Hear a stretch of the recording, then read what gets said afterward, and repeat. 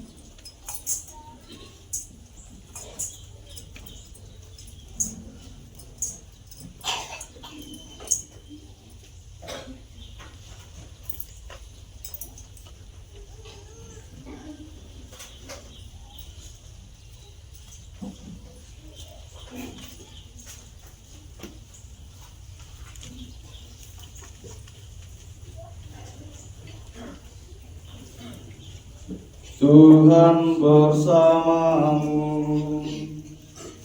Dan bersama rohmu.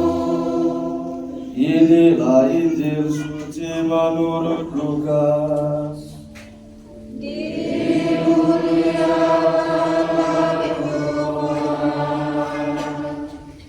Dalam perjalanannya ke Yerusalem, ketika telah dekat Betfage dan Betania yang terletak di gunung yang bernama Bukit Zaitun, Yesus menyuruh dua orang muridnya. Bapak dan Mama, saudara-saudari yang terkasih, beberapa pokok refleksi untuk kita pada kesempatan ini. Tema pokok yang kita refleksikan pada kesempatan ini adalah Dia Raja yang rendah. Dia Raja yang rendah hati.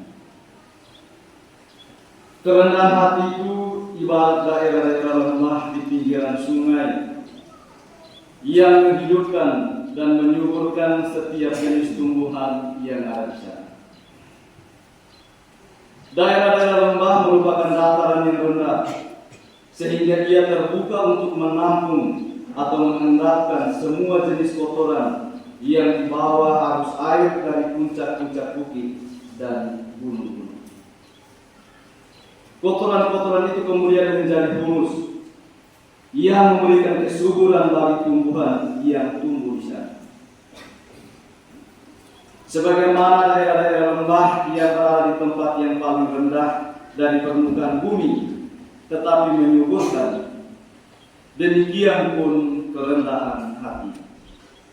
Kerendahan hati membuat orang menjadi pribadi yang besar, menjadi pribadi yang agung. Kerendahan hati melahirkan pribadi-pribadi yang sangat dikagumi. Bapak dan Mama, saudara-saudari yang terkasih, hari ini Yesus memasuki kota Yerusalem. Dan perjalanan Yesus memasuki kota Yerusalem pada hakikatnya adalah permulaan atau awal dari drama sengsara, wafat, dan kebangkitannya. Jadi Bapak dan Mama, saudara-saudari yang terkasih, Yesus memasuki kota Yerusalem sebenarnya tujuannya adalah untuk mati, yakni mati di kayu salib. Untuk apa Yesus harus mati? Dan untuk mati ini dia harus mati di atas salib. Dengan mati di salib, Yesus mengukuhkan dirinya sebagai Raja yang rendah hati dan mengukuhkan kerajaannya sebagai kerajaan yang cinta damai. Maka seperti apa yang tadi saya katakan, refleksi kita pada kesempatan ini adalah Dia Raja yang rendah hati. Bapak dan Mama, saudara-saudari yang terkasih, dalam bacaan pertama hari ini yang kita dengarkan bersama, Nabi Yesaya menggambarkan kepada kita tentang penderitaan yang akan dialami oleh hamba Yahweh, yakni Sang Mesias Yesus sendiri. Ia akan dihina, disiksa, diolok-olok, diludahi, dan akhirnya dibunuh secara kejam oleh orang-orang kepunyaan sendiri. Sekali lagi Bapak dan Mama, saudara-saudari yang terkasih, Yesus tidak dibunuh oleh orang asing, tetapi Dia ditolak dan dibunuh oleh orang-orang kepunyaannya sendiri. Orang-orang terdekatnya, orang-orang yang sebelumnya disembuhkan olehnya, orang-orang yang sebelumnya kelaparan dan dikenyangkan olehnya. Yesus tidak dibunuh oleh orang asing, tetapi dibunuh oleh orang-orang terdekat, orang-orang kepunyaan. Namun karena keyakinan dan juga karena ketaatan pada kehendak Bapaknya, Sang hamba Yahweh pasrah menerima penderitaan itu. Terhadap semua itu Sang hamba Yahweh hanya berkata, Tuhan Allah menolong aku, dan penghinaan itu takkan menggoncangkan daku.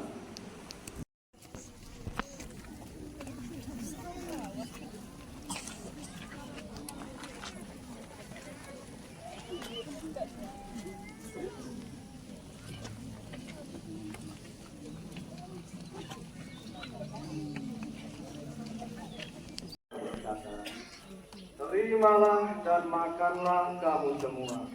Ini lagu yang diserahkan.